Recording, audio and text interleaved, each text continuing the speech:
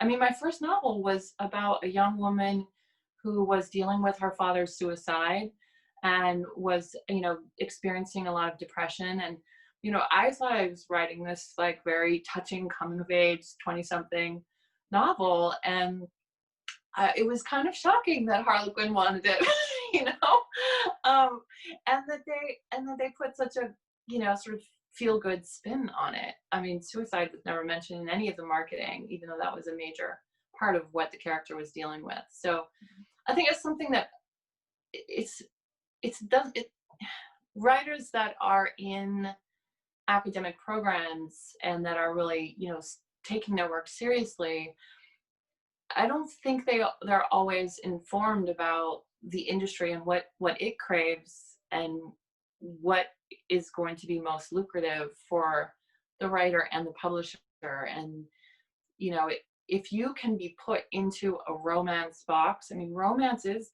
it's the monster, it's the biggest seller. So if there's any element of romantic entanglements or romantic, love interests, you are likely, at least in the past, to be put into that box because that's what sells books. So yeah, it was a little surprising. And chick lit, of course, was the term that was being thrown around. I mean, I say contemporary women's fiction because I've always found the term chick lit a little bit offensive and, diminutive, but it was a marketing ploy, and, I kind of got swept up in it. And I love light comedic fare. I'm a consumer, definitely, of commercial fiction. So it's not that I thought I was too good for it. I just didn't think that's what I was doing. Well, someone said, well, this is how we can sell it. So, and as a writer, of course, you always want as many readers as possible. So selling it always sounds like a good idea. Do you regret that decision now?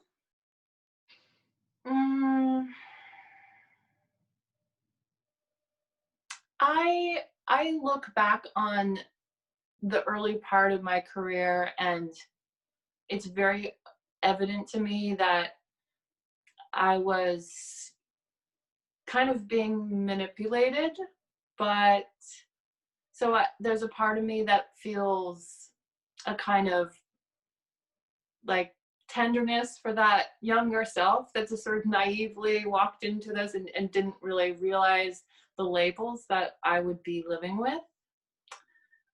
But I'm not sure that there was another path that would have really made sense.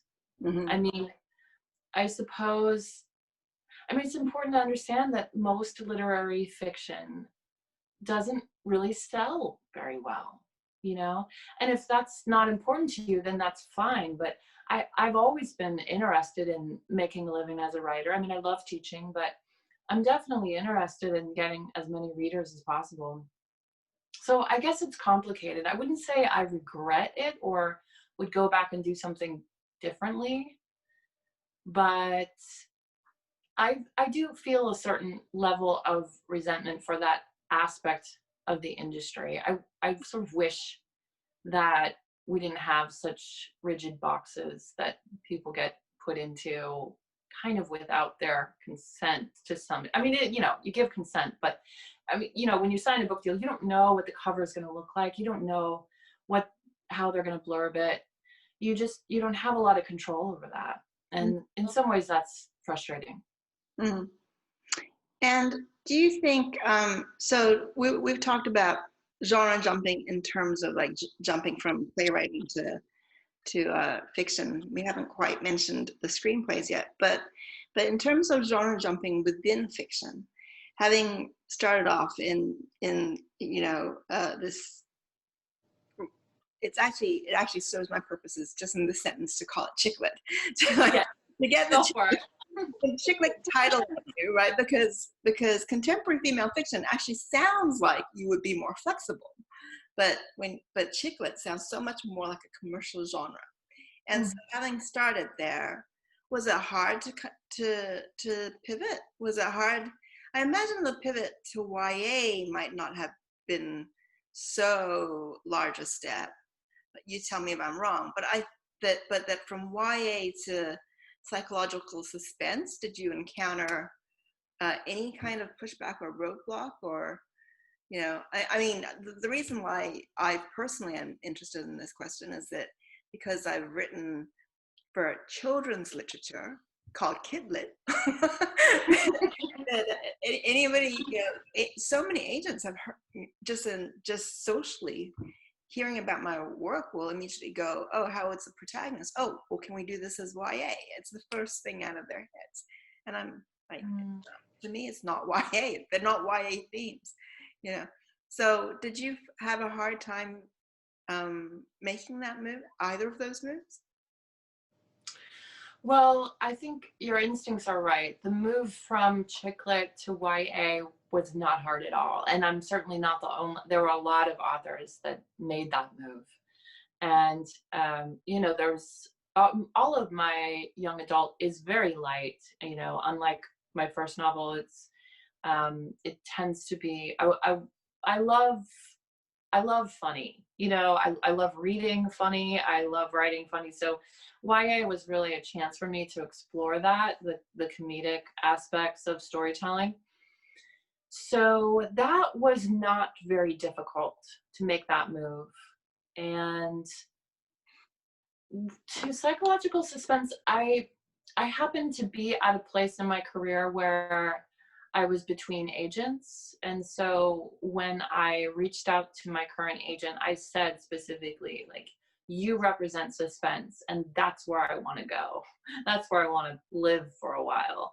I don't know if it's forever. I seem to have a history of doing a few books and then changing, but it felt vast and promising, that landscape of what was happening in suspense. And I felt like I could really explore a lot of the ideas that I wanted to. And I think she got that, that she understood that I wanted to reposition myself. And so, we worked together to make that happen. And,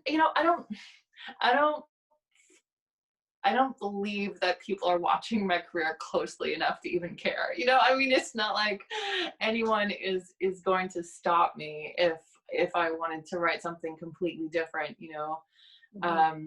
I always say it's one of the blessings of not being a blockbuster bestseller is nobody can pigeonhole me because I haven't made anyone, millions of dollars yet. So I'm not under pressure to write the same book over and over with variations.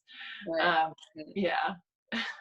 Yes, we all have to feel so sorry for the big blockbusters. They're so limited. Well, I really like J.K. Rowling and then Robert Galbraith, that was, she really took a stab at recreating herself, and I think did it really well. She proved her versatility there, but she had to take on a whole new identity to do so. Yeah, right. So I have to allow time for everybody else to ask questions, but just to kind of bring us in to completion, screenwriting we haven't mentioned. And mm-hmm. Am I right that you collaborated with your partner on that, with David, your husband? Oh, David and I have co-written plays for the stage together. Yeah, he and have collaborated in theater in a lot of ways. He does, set design and lighting design and sound design. So most of the plays that I've done, he's worked on the technical aspect. Mm-hmm. But we've done, I don't know if you've ever heard of these festivals that they have. Oh, right, Natasha has done these, the 24-hour play festivals, where you write all night and then mm-hmm. the actors rehearse it the next day and it's performed off book that night. And we got really addicted to those. We did a few of those together, just did the all night writing a play together. And I've found that, we know each other so well. Obviously, we've been together 20 years. So, having like his vocabulary and his sensibilities to combine with mine, it was like, I've been working with this little palette of colors and suddenly it was doubled or tripled. There was so much more to work with and play with. So we have had a lot of fun collaborating. But I also have, I've had there's two women that I get together with twice a year usually for our writing retreat, and we have written 3 screenplays together collaboratively. We met at a screenwriting conference and just, you know, really work well together. So that's, for me, that really feeds that collaborative Right. itch. You know, it's kind of like I said, screenwriting feels almost impossible to actually make it in, but you know, as an exercise, I find it really invigorating. Right. And this way you're having fun first. So Yes. right. There's a lot of wine and chocolate involved in those retreats. So. Sounds great. But okay, so I better let the rest of the troops in to ask their question.